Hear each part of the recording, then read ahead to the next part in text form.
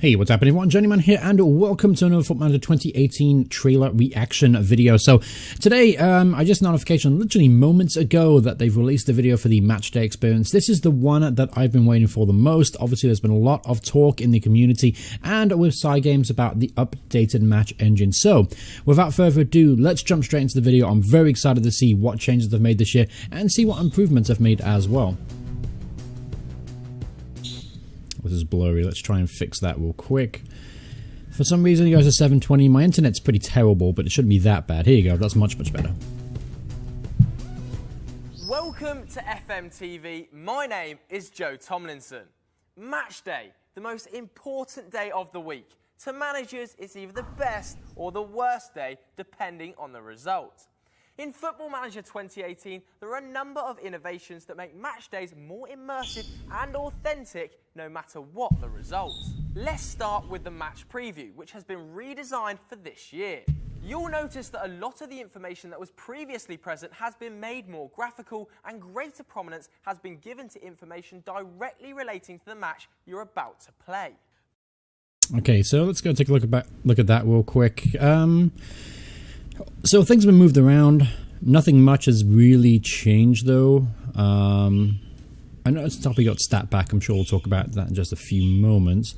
But apart from that, everything looks pretty much the same, honestly. I mean, obviously things have moved around. It looks a little different, but as far as information goes, it's kind of the same as last year. Relating to the match you're about to play.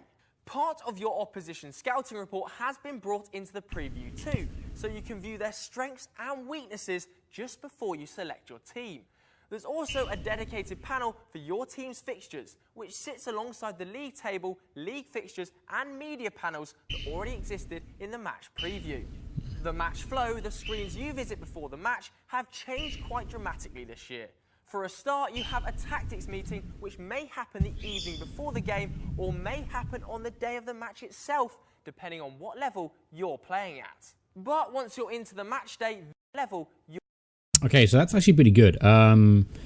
I'd be interested to see how they handle it, if it's going to be a day before or day off. It doesn't really matter either way. I presume it's probably going to be a day off if you're a part-time team or an amateur team, and it's going to be the day before if you're a professional team, because obviously players, if they're a part-time level, have second jobs, things like that, usually don't meet with the players till the day of the game itself.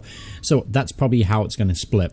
As far as the tactical team meeting, that's actually pretty good. I like the idea of that. I don't know how in-depth I'm going to be with it, but at the same time, it's good, especially when it comes to big game scenarios like cup finals or relegation battles or championship potential games. As far as that concerned, it'd be really good to get in touch with those players just before the game and just reiterate some of the points, or maybe tweak the tactics slightly just by talking to the players rather than going into the tactics screen and having to mess with things around, things like that. So that's actually a pretty good addition this year. Very happy to see they've added this kind of option to the matchday engine you're playing at. But once you're into the match day, this has changed too.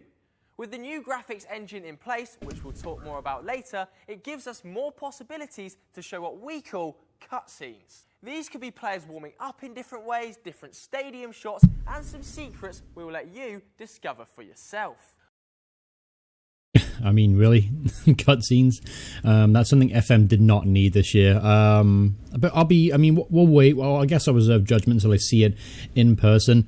But I don't really need to see the players warming up. I don't like to look at the 3D match engine as is. It's not really that pretty. And to see them warm up, not really a fan of that. Once your team for the match is confirmed and the team sheets are handed in, you'll see animated team sheets for each side before the match, so you can familiarise yourself with the opposition lineup ahead of kickoff, alongside some useful commentary from the pundits on what their thoughts are on the match ahead.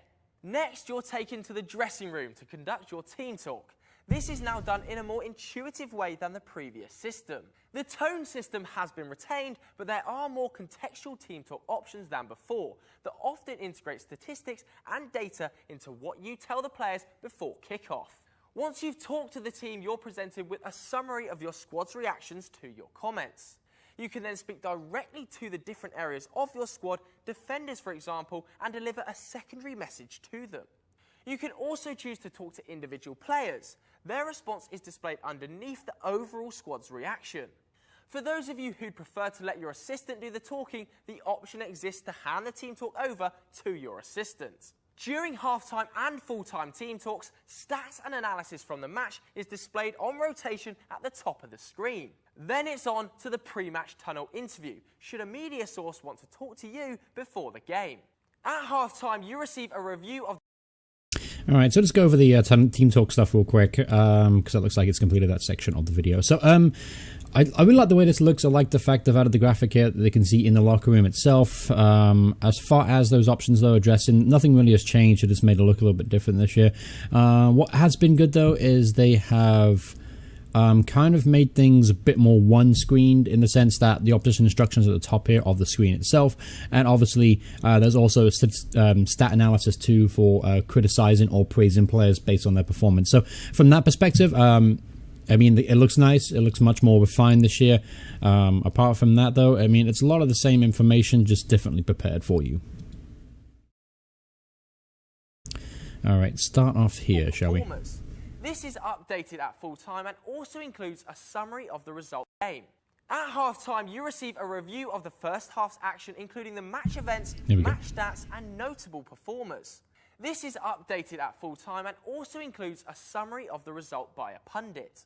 The match interface for FM18 has also been redesigned. The scoreboard, match timeline and match events have been moved to the top of the screen to create a more efficient window in which to view the match action.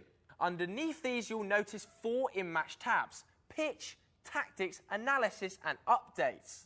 Obviously, the pitch tab just shows the pitch view, but let's take a look at the other tabs in more detail. The tactics tab is where you make in-match changes, including substitutions. There's a horizontal pitch. Okay, this is much better. Rather than just a screen coming up, this is much more interesting for you as a player of the game, and it's a lot more good information too. I mean, everything's pretty laid out well, very well. They're very happy with that, so everything's really good. So that it's quicker to swap players and change roles with the tactics panel on the right, allowing you to make deeper changes to your mentality and team shape or team and player instructions. Once you're done making changes, just hit the Confirm Changes button to be taken back to the pitch view. The Analysis tab shows you real-time analysis that enables you to make more informed tactical changes without having to drift far from the action. You'll see match stats, analysis of both teams including heat maps, player analysis on who's doing well and who needs to raise their game. On the right-hand side of the screen, you can see any pertinent advice from your backroom staff about implementing this analysis into your tactics. Okay, so for those players out there that really get in depth to the tactics, this is fantastic information because previously, again, you had to go to a lot of different screens to find this information out. It was very subjective. Now they've made it a little bit more cleaner cut and very much clearer for you to understand where the opposition may be effective, more effective than you are, and maybe you can find a way to close down players in certain areas of the field. It just gives you more information to go with. So if you're a real tactical grinder, I'm not for one, but if you are, this screen will be very useful for you as the game progresses. The Updates tab provides you with a look at the latest scores and news from other matches around the world. Away from the tabs, you can also make match setting changes directly from the match screen. This year, there are several customizable cameras that allow you to change their height and zoom, as well as the new option to auto-reverse the behind-the-goal camera. And there's a new widget for this year, Player Watch. This allows you to view an individual player's match statistics in isolation. Sticking with the changes to the match view, between highlights you'll see the new Recent Events screen that gives you a clear overview of the performances of both sets of players, whilst the central panel focuses on the story of the match so far, with match stats and the focus of each team's attack presented.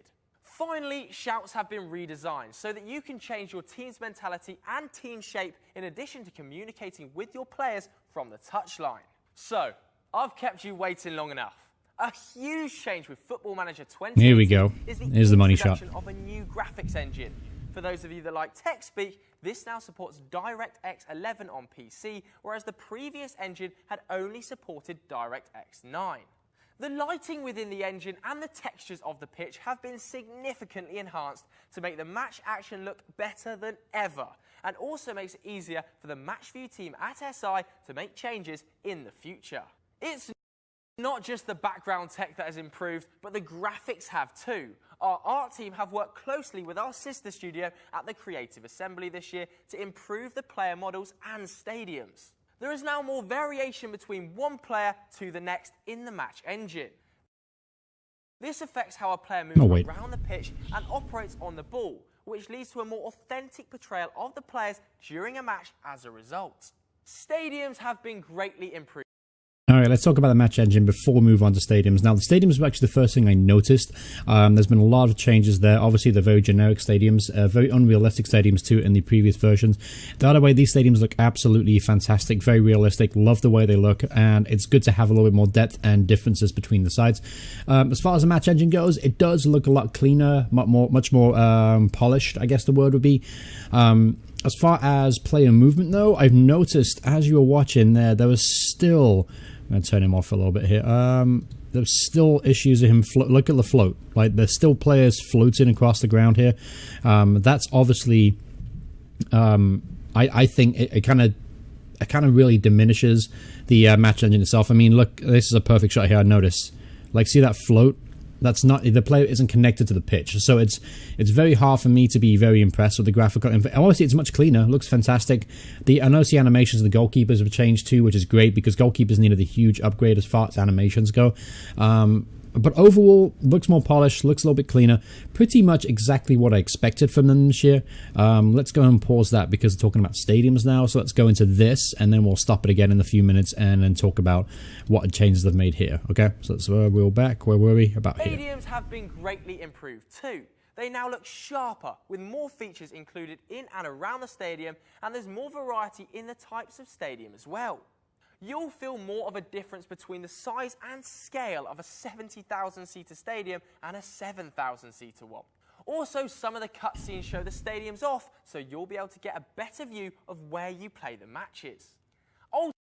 Again, that helps you immerse yourself in the team you're managing, and obviously immerses in a situation as well when you're going away from home, playing against a big club. It kind of like builds up the scenario and the situation. So that definitely adds more level of excitement to the game, the matchday engine itself. So that's a fantastic addition this year, and a fantastic change by Side Team. So that's a wonderful additional change. The new graphics engine creates more opportunities for development, and you can expect to see some exciting innovations to the matchday experience over the next few years, thanks to this work. Away from the new graphics engine, there are hundreds of new motion-captured animations with particular focus given to goalkeepers to ensure that they react and move in a more realistic way, alongside new shots, controls, passes and celebrations also made possible with the help of CA and their motion capture studio, directed by our own MatchView team. Of course, there are also lots of AI changes to the way the players behave on the pitch. We'll be providing some match engine videos in the run-up to release so you can see some of these improvements for yourself. And after the game, should you want to get the full analysis on the match from your data analyst, there are lots of additions on what is being analysed, including spaghetti maps, clear-cut chances, combined top pass table, multiple position data columns, and a much improved heat map. That was actually pretty cool. I was very impressed by that. The fact that you're able to see these lines, you get a sense of movement in the team itself. If they're really moving together as a unit or they're separated and players do individual things, it gives you a bigger perspective of that. So that's pretty cool. I like that addition. Multiple position data columns and a much improved heat map. That's just a glimpse at this year's matchday experience. Hopefully, though, it's enough to whet your appetite. You'll be able to see plenty more of the match engine in action ahead of the release of Football Manager 2018 on November the 10th. Keep an eye out for more episodes of FMTV, and for more information on Football Manager 2018, visit footballmanager.com. All right, so that pretty much wraps up the far as this portion of the video goes. So let's talk about the match engine real quick. Obviously, that was the main focus of the video itself, and so far, I do like what I see.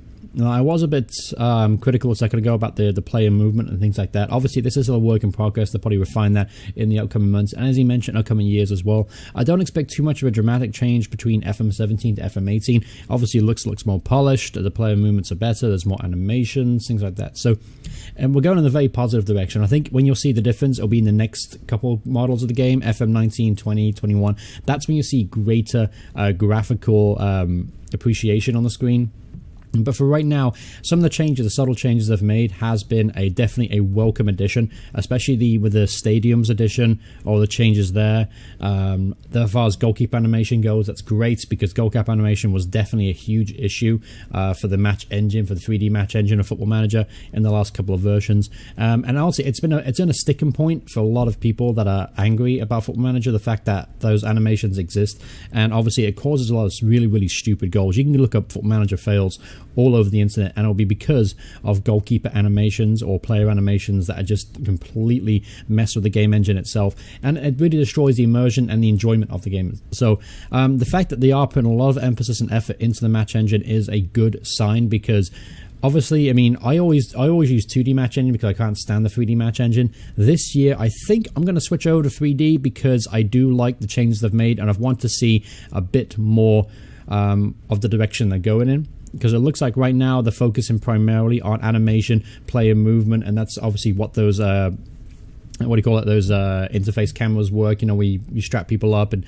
do more animations that way. So from that perspective, I'm looking forward to see what they've added this year. I want to see. I'm glad they'll make an improvement and make an effort to it, because obviously this is a part of the game that's kind of held Football Manager back a little bit. People don't always like the data side of it, and I love it. I absolutely love sitting there and looking over spreadsheets, things like that. Excel, I'm a geek, I know I am. But this will bring more players into the game itself if they improve the 3D match engine and make it more respectable, make it good looking. And honestly, this will help bring people in. So that's a good thing for Football Manager, it's a good thing for the community, and it's a good thing for us players as well. Because, you know, it just brings another level of enjoyment to the game itself when the match engine is enjoyable to watch. But that's pretty much it. It's going to be rambling. Obviously, it's my first time viewing it. Obviously, I've got a lot of thoughts in my head I've got to process. Obviously, there'll be more videos on this topic in the upcoming weeks leading up to Football Manager 2018, which actually the beta should be released this time next week. So we're very excited to see what changes they've made. Obviously, there will be a video the day of, maybe one, maybe two videos the day of that it gets released. I'm actually taking days off work for it, believe it or not. And then on the upcoming weeks after that, we'll do the beta save, and then obviously the main series, which is A Journeyman's Journey. If you haven't seen that video, please go check it out. It'll introduce you to the series and what I'm doing. But thank you guys so much for watching. Hope you guys enjoyed this little reaction video. Again, if you want to see the original video for yourself in its full, link for that video is in the description below, as always. But thank you all so much for watching. Hope you guys enjoyed it, and I'll see you all in the next part. Goodbye, everyone. Goodbye.